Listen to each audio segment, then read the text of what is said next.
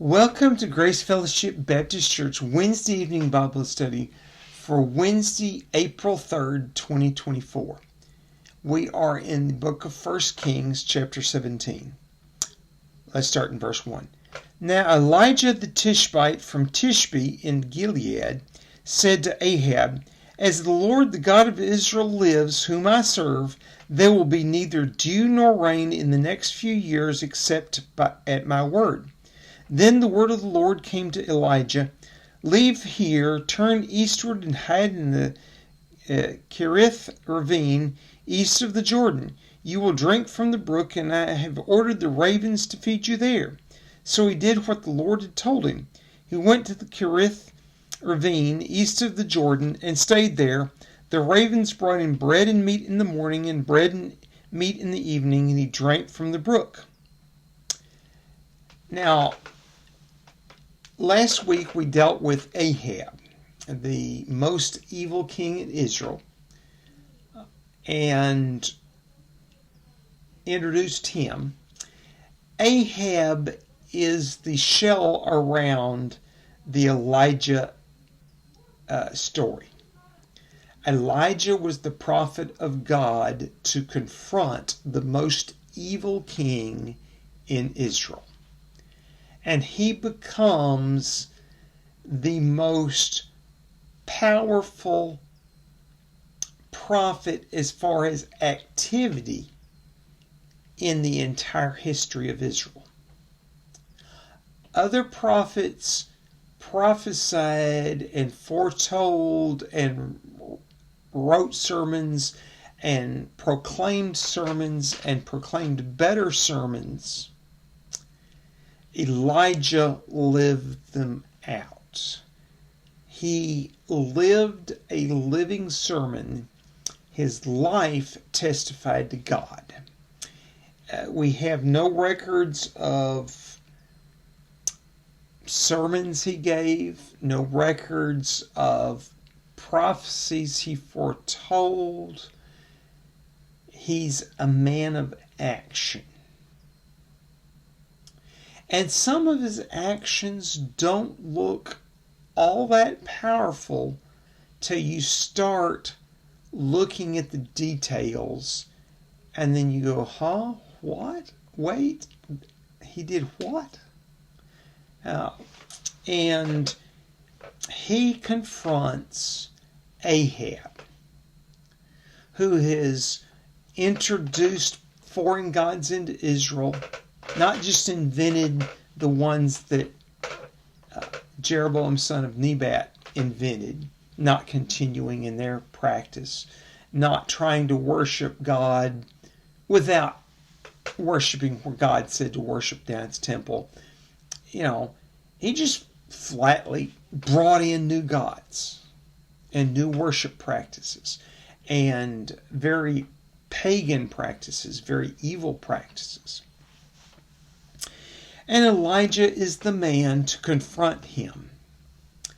And he first gets introduced in Scripture when he goes up to Ahab, an absolute monarch in the Middle Eastern view of all law originates with him, and tells him, "You're not so powerful, but what? You're not going to be able to control the weather.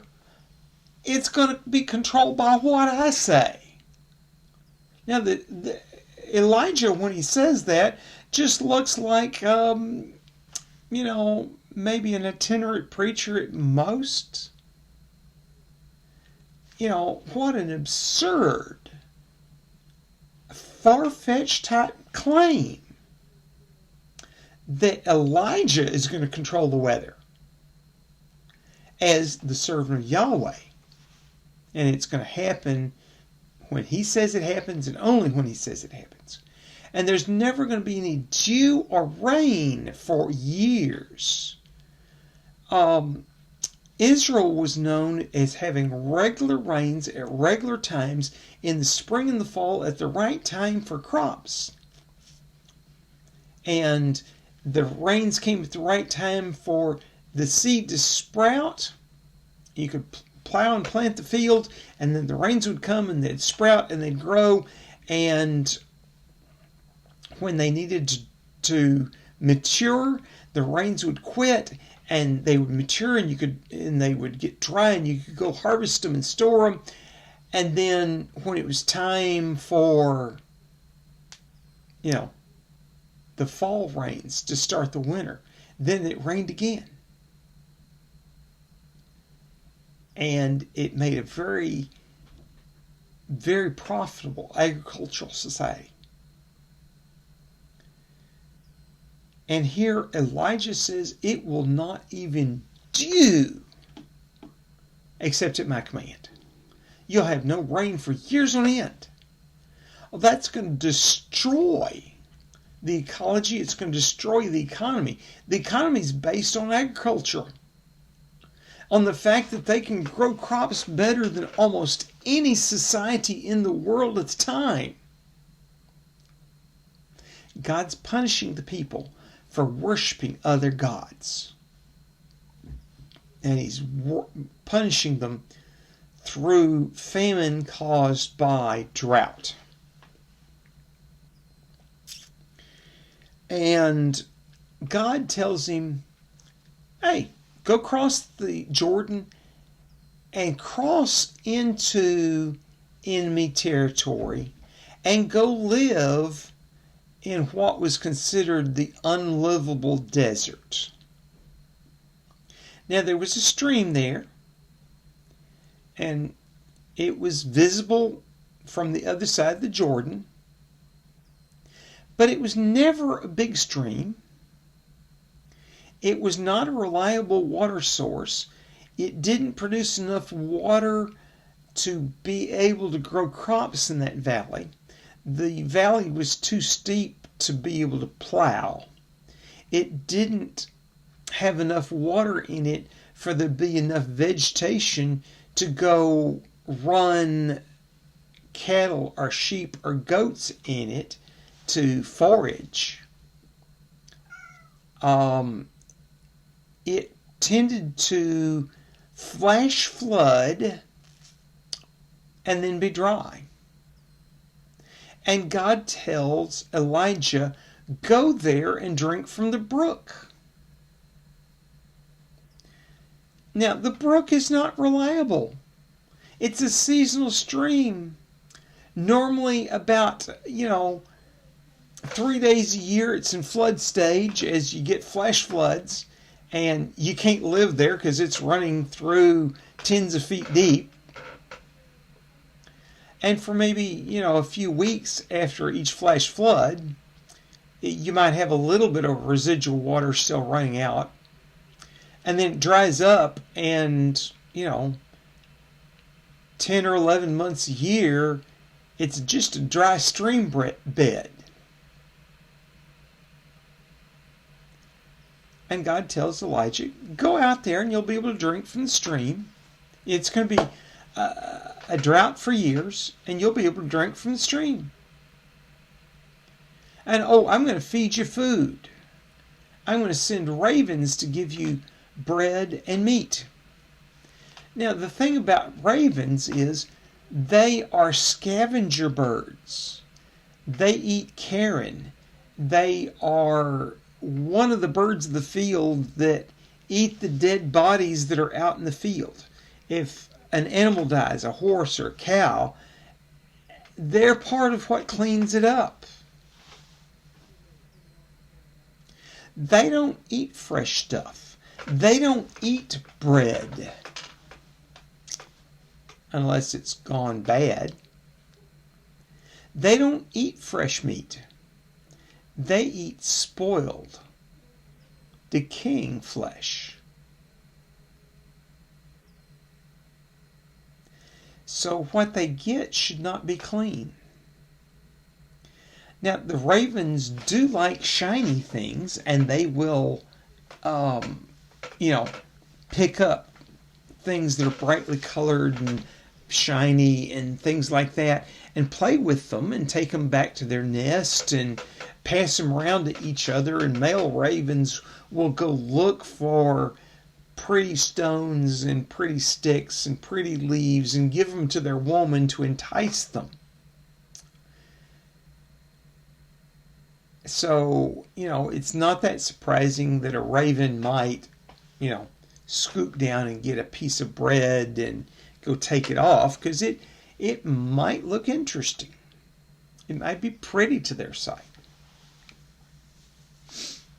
So God's going to perform this miracle that this flesh-flooding ravine is going to have a steady stream of water for years for Elijah to drink, and then he's going to make carrion birds. Now, they're big enough to carry a significant amount of food, but ravens also like being clean. And they will clean each other and clean themselves and preen their feathers. And they will take a bath if they can and get clean after their meal. So they can actually be clean birds. And God's going to have them clean themselves up, go find clean food, and bring it to Elijah every day in morning and evening. And he's going to have 2 meals a day, and he can drink in the brook, and he can hide out from Ahab, because he's totally talked Ahab off. And he needs to hide from this enemy. And if Ahab sent men across the Jordan to go after him, if they found out where he was, they would be invading a foreign country. That would have international consequences. So God's hiding Elijah where he's safe. And eventually the drought gets bad enough that miraculous stream of water that God has flowing dries up, and then God does something else. Verse 7. Sometime later the brook dried up because there had been no rain in the land. Then the word of the Lord came to him. Go at once to Zarephath of Sidon and stay there. I have commanded a widow in that place to supply you with food. So he went to Zarephath. When he came to the town gate, a widow was there gathering sticks. He called to her and asked, Would you bring me a little water in a jar so I may have a drink? As she was going to get it, he called, And bring me, please, a piece of bread. So he has been out there for years with really nothing to do other than talk to God, because God, he doesn't have to work. There's a stream there. He can get drink of water. The birds bring him breakfast and supper, and all he has to do is hide out. He doesn't have to have a fire because he doesn't cook. The birds bring him already cooked food. And by the way, ravens do have the reputation that seagulls do. They will steal anything. So it's not surprising to me that ravens would steal what it took to keep Elijah alive. That they would bring it to Elijah is the miracle, and not eat it themselves or pass it to other ravens to eat. They're social birds. And they fed him for apparently some length of time, several years. And then when the brook dries up, he goes there to Zarephath, and there's a widow, and when he gets there, he knows that she's the widow that he's supposed to stay with when he sees her gathering sticks. Apparently God's told him, and he knows that's the thing, and he calls out to her and asks for water. Now, in a drought, water is very important and very precious. And she's willing to get him some water and give him a drink. She has a servant's heart. She's willing to do that. And when he calls out, and a bite to eat, a bite of bread. Verse 12. As surely as the Lord your God lives, she replied. And by the way, the Lord there is Yahweh. So she's calling God by the proper name. Apparently she knows something of Elijah and knows he worships Yahweh. And she calls his name. As surely as your God Yahweh lives, she replied, I don't have any bread, only a handful of flour in a jar and a little oil in a jug. I am gathering a few sticks to take home and make a meal for myself and my son, that we may eat it and die. She's expecting to eat up the last of her supplies, and then she and her son starve to death. So her excuse is, I can't make you a piece of bread because I don't have enough to share, and we're fixing to starve to death anyway.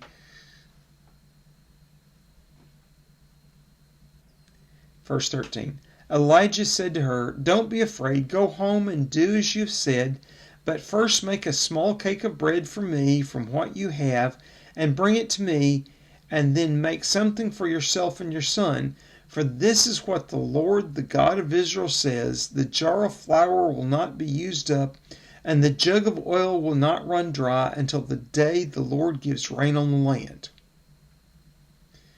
And again, the Lord there is Yahweh. So Elijah is saying, Yahweh says, if you make me a piece of bread first, you will not run out of flour and oil to make bread until it starts raining on the land. Now that's quite a miracle. That's quite a promise. She has to have a crisis of faith at this point.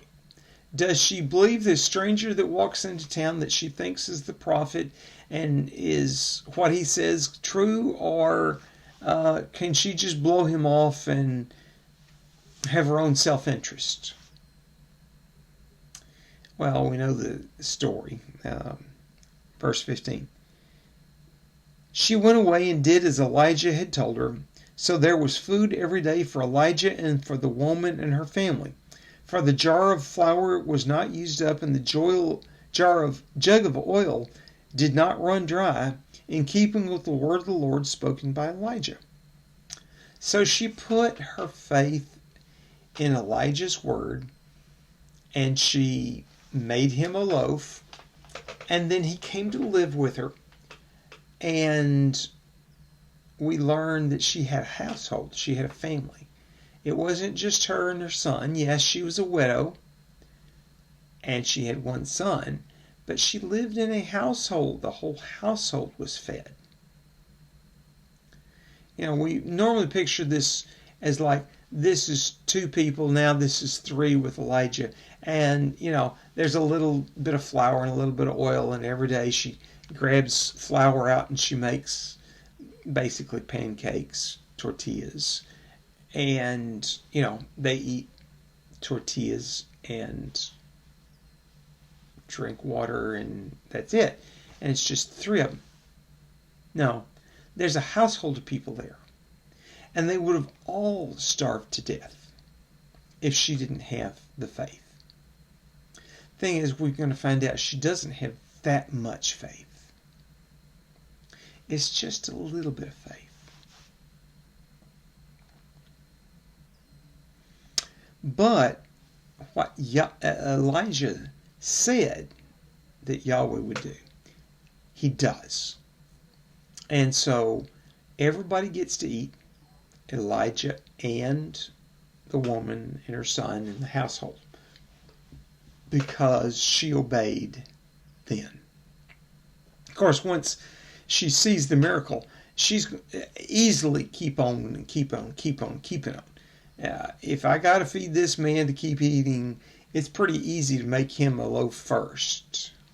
You know, even people who don't really believe in Yahweh.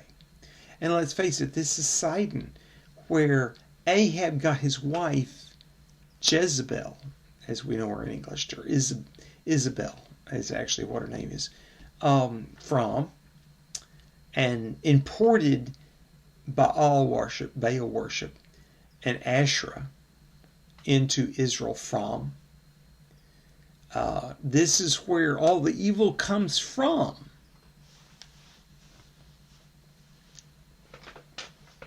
Yet this woman knew about Yahweh. Either she was an expat Israelite who had fled Ahab's kingdom,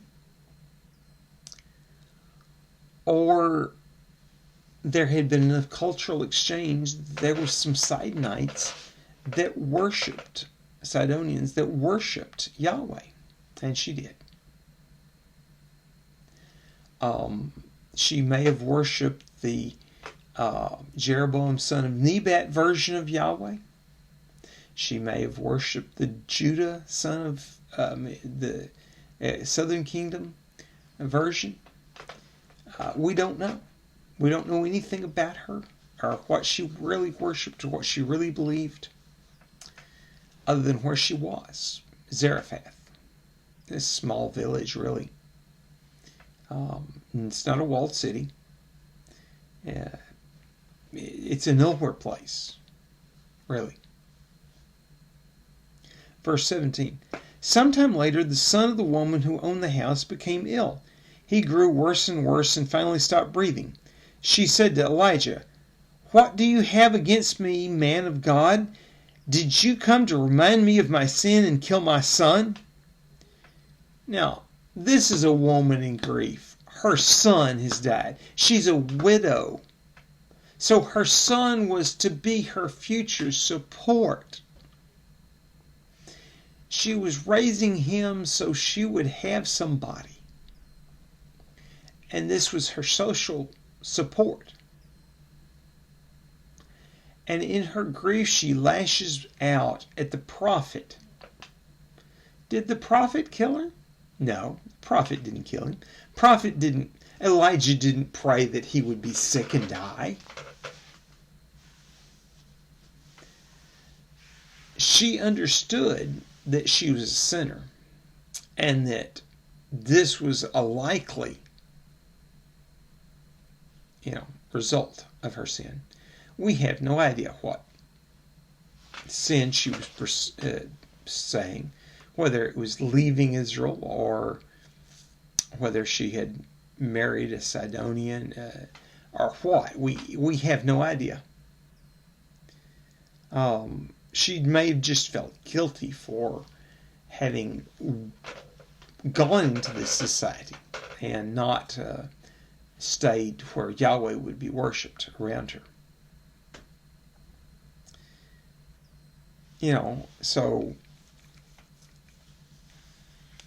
Elijah, by his very presence, has reminded her that she's a sinner, and she's taking the death of her son as punishment for her sin.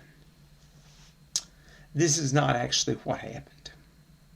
But she's lashing out in her grief and her anger and lashing out at God is never a good thing. Now, he's big enough to take it, and if he chooses to draw you to himself, it will not harm you. It's still a foolish thing to do.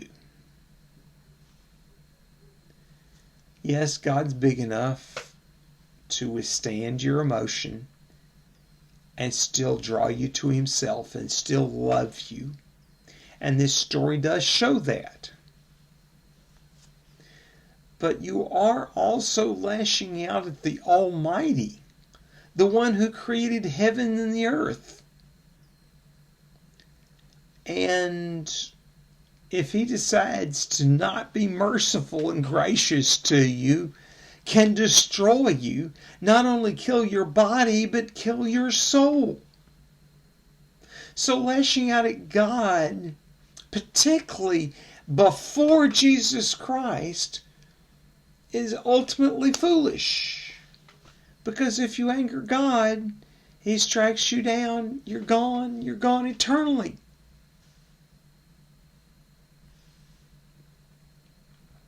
Verse 19.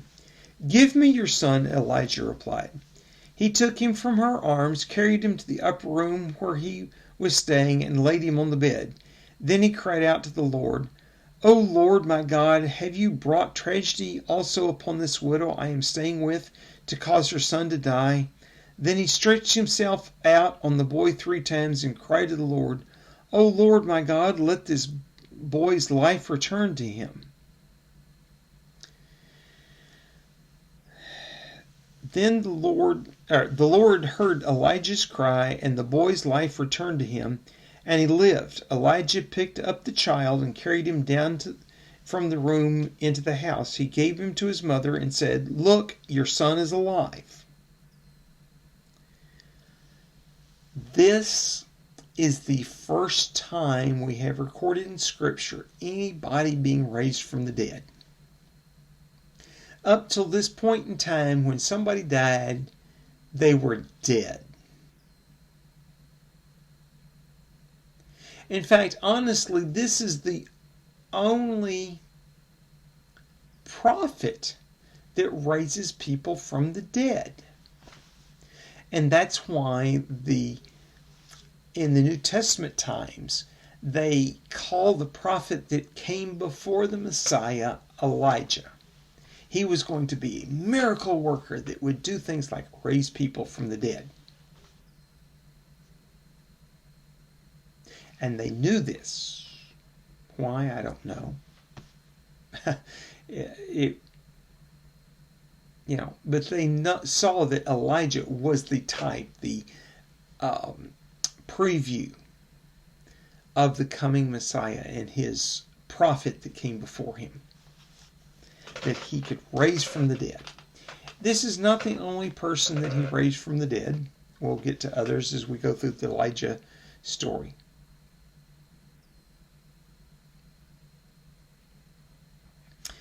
But God heard his cry.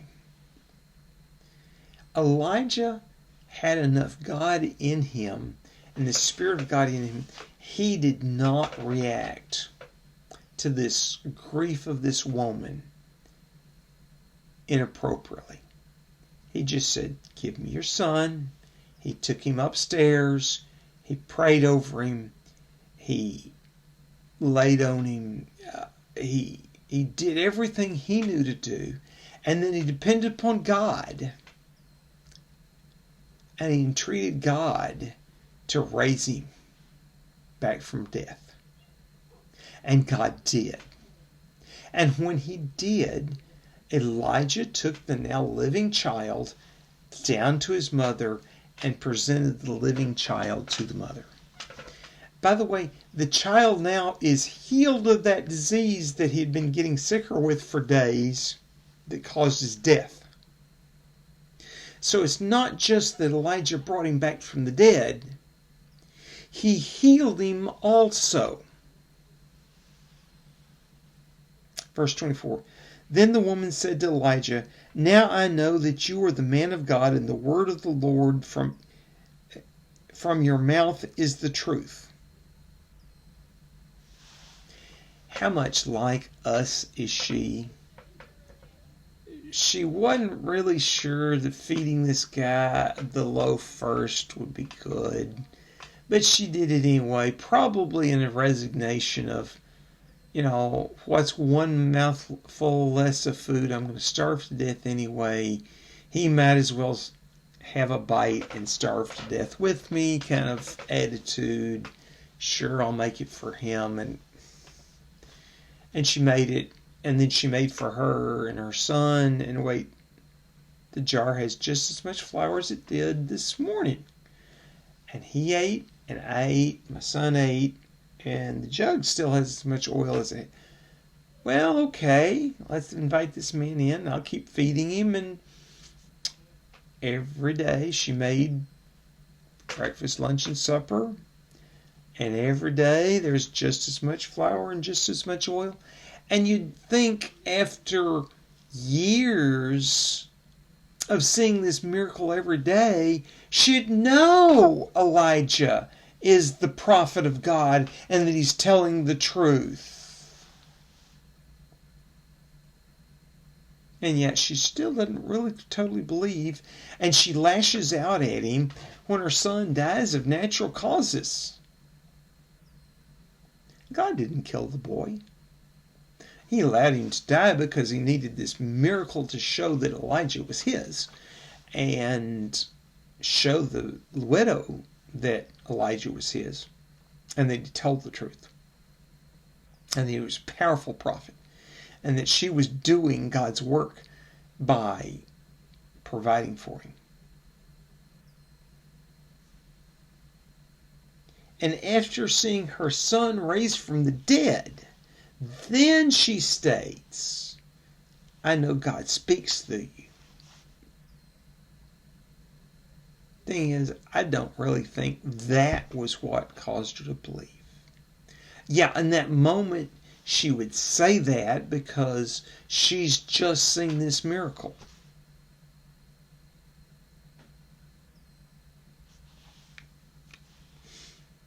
I don't think she's any different than us. We testify to it, and then when it comes down to the moment, we're willing to lash out at God. But God was gracious to her, merciful to her, didn't hold her to her sin of her anger, but raised the boy anyway. Holy Father, help us to be more like Elijah and less like the widow. Have us to be calm in the face of trouble and strife, knowing that you're in charge and you will do what you choose to do. And that you listen to your servants and very often do the things they ask because they ask it. And you love us. And you love us enough that you will even change your plan in some way because we ask for it. And Lord, have us to not be like the widow, that we won't see the miraculous over and over and over again and then be angry with you because something happens. Lord, help us to be steadfast like Elijah was. So in tune with you that he would be willing to sit out in the middle of the wilderness by a brook that should just flood and wash him out and kill him, and drink from it, and eat the birds that the food that Karen eating birds brought to him. And they watched the miracle day in, day out, morning and evening.